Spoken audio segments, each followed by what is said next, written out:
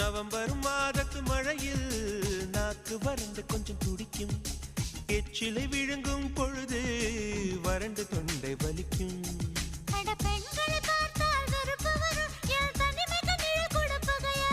அடி ஆண்களை பார்த்தால் எரிச்சல் வரும். என் இரவுக்கு வெளிச்சம் சுமையாகும். பாப்பு பாப்பு பாப்பு பாப்பு. கேட்பதும் இல்லை இதயத்தின் ஓசை தூங்க விடவில்லை. இது உனக்கும் இருக்குமே உண்மை சொல்லிவிடு.